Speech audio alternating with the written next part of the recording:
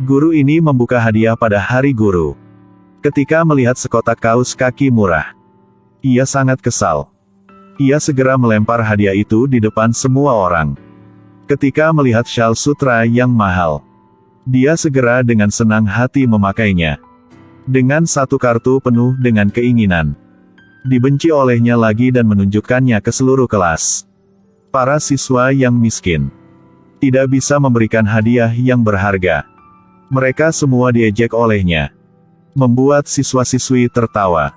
Dia benar-benar orang yang serakah. Akhirnya, dia melahirkan bayi cacat. Sampai ia tua, ia sakit parah. Hanya bisa duduk di kursi roda. Tapi sebenarnya, para muridnya masih mengadakan pesta untuknya. Mija selalu menjaga guru mereka, agar guru senang. Memanggil semua siswa tahun itu datang ke rumahnya.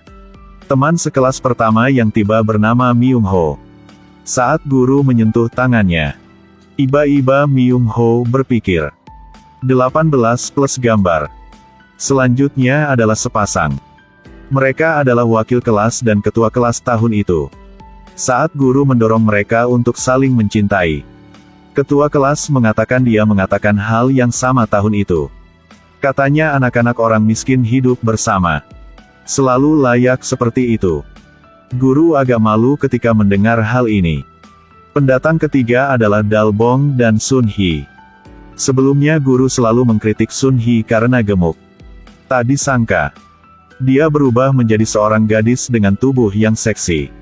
Ketika guru melihat kaki Dalbong yang terluka, ia bertanya apa yang terjadi padanya.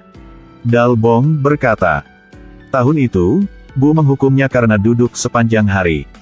Keesokan harinya, menendang bola tak terkendali. Lalu segera terluka. Mungkin Bu sudah lupa. Teman sekelas terakhir bernama Seho. Pada tahun itu, para siswa suka menangkap monster di ruang bawah tanah. Setiap kali, mereka menipu dia ke jendela. Telah mencuri topeng kelincinya. Jenis Jongwon yang selalu diam-diam mengambil topeng. Kembalikan anak cacat. Tapi guru tidak bisa membedakan benar dan salah. Ia menamparkan wajah Jongwon. Karena anak cacat adalah anak guru. Para siswa ini semua disakiti oleh guru mereka. Tapi gurunya sepertinya sudah melupakan semuanya. Suasana pesta begitu damai. Bahkan guru berkata, tahun itu, Bu bekerja keras untuk melatih kalian. Jadi bisa membuat kalian memiliki prestasi seperti hari ini. Setelah mendengar, ketua kelas tidak tahan lagi. Dia berdiri dengan marah. Ia memberitahu semua orang tentang diintimidasi oleh guru.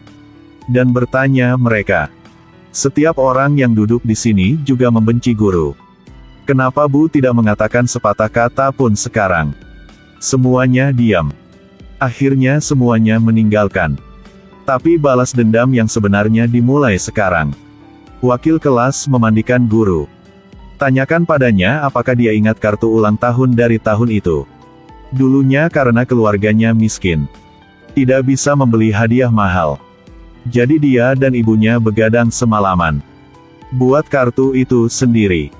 Tapi tak disangka, diperlakukan sebagai sampah oleh guru dan diejek untuk waktu yang lama. Tapi guru bilang dia tidak ingat lagi. Wakil kelas memutuskan untuk menggunakan aksi. Biarkan dia ingat tahun itu dia menderita penghinaan. Selanjutnya, ketua kelas ke samping. Dan guru itu tiba-tiba terpeleset dan jatuh ke air. Guru yang lumpuh tiba-tiba terpeleset dan jatuh ke air. Siswa yang berdiri di sebelahnya diam. Karena dia berharap gurunya mati.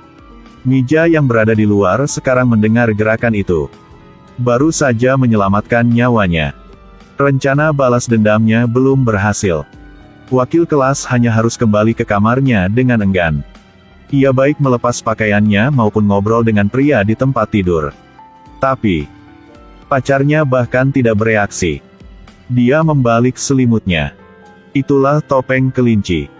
Selanjutnya, sebuah lengan muncul dari bawah tempat tidur. Ketika dia membuka matanya, ia menemukan ia terikat di kursi. Menghadapi adalah pacar yang penuh darah. Wakil kelas sangat takut. Kemudian seorang pria yang memakai topeng kelinci Gunakan pin buku untuk menahan mata wakil kelas. Rasa sakitnya begitu kuat sehingga dia meninggal karena syok. Sekaligus, Dalbong juga pergi ke kamar tidur guru. Tahun itu dia jatuh karena dia tak berhati-hati. Kalah lomba lari jarak jauh. Guru telah menamparnya. Apalagi, memaksanya duduk-duduk sepanjang hari. Membuat Dalbong lumpuh di satu kaki. Dalbong perlahan mendekati guru. Ia berencana untuk melakukan sesuatu dengan guru. Tiba-tiba pria topeng kelinci muncul. Dalbong takut. Dia terburu-terburu lari ke hutan. Tapi masih dirobohkan oleh pria bertopeng kelinci. Saat ia sadar, ia menemukan ia terikat. Apalagi luka di sapi penuh serangga. Akhirnya dimakan hidup-hidup oleh serangga. Jeritan Dalbong membangunkan Mija. Dia mengikuti teriakan itu ke ruang bawah tanah. Ketika ia melihat 3 teman sekelas meninggal secara tragis. Mija berteriak ketakutan. Saat ini Myung Ho dan Sun Hee sedang ngobrol di tepi pantai. Setelah mendengar teriakan itu, Myung Ho langsung berlari. Melihat situasi tragis di depan matanya, dia bertanya Mija apa yang terjadi. Mija sangat takut sehingga ia terus-menerus menggelengkan kepalanya. Tepat waktu ini, pintu basement tiba-tiba terkunci. Ialah Sohei. Dia juga datang untuk membalas dendam guru. Dia melepas kacamata hitamnya. Minta guru untuk melihat langsung operasi matanya yang gagal. Dan mendorong guru ke sisi tebing. Dia mengutuk guru. Kenapa dulunya dia selalu menertawakannya gemuk dan jelek. Ini membayangi pikiran kekanak-kanakannya. Setelah dewasa, dia terus-menerus melakukan operasi plastik. Sekarang ia mau membalas dendam. Ingin mendorong guru ke turun tebing. Saat berbahaya, Mija tiba-tiba bergegas keluar. Ternyata, dia memecahkan kunci di pintu ruang bawah tanah. Dia datang ke sini. Akibatnya, keduanya bertarung. Seho terpeleset dan jatuh dari tebing sampai mati. Mija mengantar guru kembali ke rumah. Tapi semuanya belum berakhir di sini. Tanpa diduga, Myung Ho bergegas keluar untuk mengalahkan Mija. Lalu mendorong guru ke ruang bawah tanah. Dia menuangkan bensin ke tubuh guru.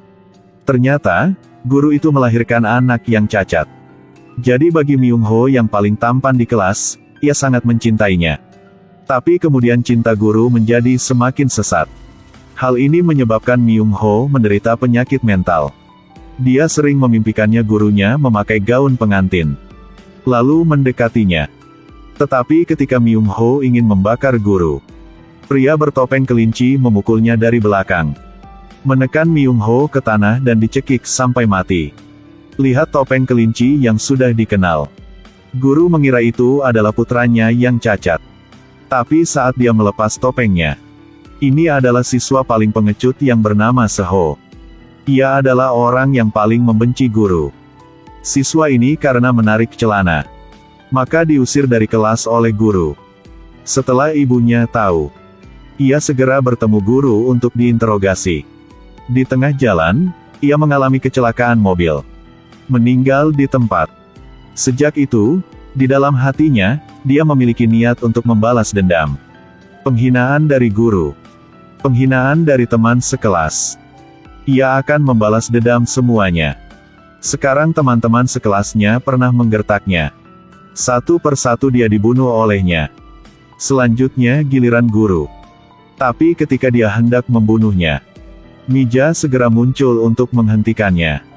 Juga pada saat inilah dia tiba-tiba berpikir jernih. Mungkin hidup yang sepi. Itulah hukuman terberat bagi guru ini. Tidak lama kemudian, polisi ke sini. Ruang bawah tanah penuh dengan mayat. Walaupun seorang polisi kriminal dengan pengalaman 30 tahun, juga merasa terkejut. Dari Mija, polisi yang tahu sumber keseluruhan cerita. Mereka bergegas ke rumah Jong Won untuk menangkapnya. Tapi di sini sepertinya sudah lama ditinggalkan. Sama sekali tidak ada jejak Jong Won. Hanya ada mayat wanita tergeletak di tengah ruangan. Ia adalah ibu Jong Won. Saat ini, polisi merasa ada sesuatu yang salah. Di dalam lemari hanya ada pakaian wanita muda. Pada saat ini, bawahan meneleponnya. Ia bilang dalam kelas itu tak ada siswi bernama Mija. Lihat botol kosong racun di rumah guru. Polisi itu sepertinya sudah menebak yang sebenarnya. Pada saat ini, Mija membawa guru dan mendorongnya ke pantai. Ternyata dia Jongwon. Semua ini karena dia mau mengalihkan perhatian polisi. Teman sekelas itu. Mereka adalah orang kaya yang paling disayangi guru. Dia meracuni anggur terlebih dahulu. Meracuni teman sekelas itu. Dan kemudian memalsukan kematian tragis. Jongwon menangis dan memarahi gurunya. Tahun itu guru membenci kartu ulang tahun diberi olehnya. Ia juga tidak sengaja jatuh dan kalah dalam pertandingan. Orang yang dihukum oleh guru untuk duduk sepanjang hari. Itulah ia. Orang yang gemuk dan jelek diejek oleh guru. Itulah ia. Suatu hari, ia buang air besar di celananya. Ada bau kotoran meniup keluar jendela. Tepat waktu itu dia sedang menstruasi. Ini dua jenis aroma campuran. Membuat teman-teman sekelasnya mengira dia buang air besar di celana. Gurunya perempuan. Ia tahu ini adalah fenomena fisiologis. Tapi masih mengusir ia keluar. Sekarang teman-teman sekelasnya menertawakannya menurut guru. Telah sukses. Hanya dia yang selamanya hidup dalam bayang-bayang tragedi. Jadi dia berencana untuk membalas dendam pada guru. Dia ingin gurunya menyaksikan semua ini. Dan selamanya hidup dalam siksaan. Akhirnya Mija tidak memiliki keterikatan dengan dunia ini lagi. Dia bunuh diri. Jadi, Anda harus lebih berhati-hati dengan kata-kata dan tindakan Anda. Mungkin setiap kata dan setiap tindakan Anda akan menjadi bayang-bayang siswa seumur hidup.